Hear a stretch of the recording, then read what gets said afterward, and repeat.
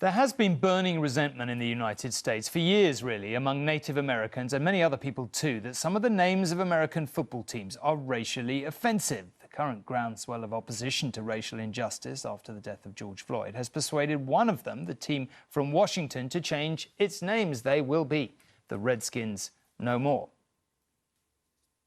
It is one of the oldest and most well-known team names in American sport, but Washington's American footballers will be known as the Redskins no more. We have breaking NFL news. The Washington Redskins confirm that the team will get a new name. There have been calls for years for the team to drop the name because Redskin is a racial slur, an offensive term for a Native American.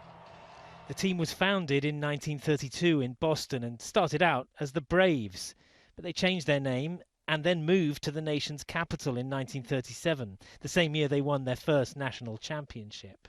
Their founder, a businessman called George Marshall, believed in racial segregation. They were the last NFL side to admit black players, not doing so until they were compelled by the government in 1962. Last month, a statue of Marshall was removed from the stadium grounds after being vandalized in the wave of protest which followed the death of George Floyd.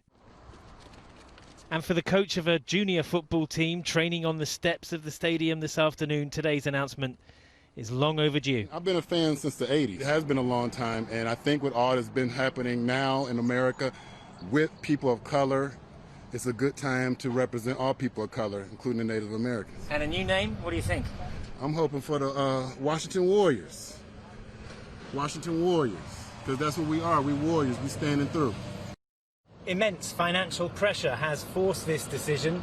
Washington's NFL franchise plays its home games here at the FedEx Field, and the delivery company is one of several big-name sponsors who threatened to withdraw their support completely if the name wasn't changed. And yet the decision has not been universally welcomed. President Trump has dismissed calls for a name change as politically correct, and his spokeswoman questioned the move again this morning. Last week, his tweet made it clear that these teams name their teams out of strength, not weakness. A long-standing wrong may have been put right in the NFL, but the demise of the Redskins name looks set now to feed a terribly divisive debate in America between those who think the country must urgently address racist parts of its history and those who don't. Garrett Vincent, News at 10, Washington.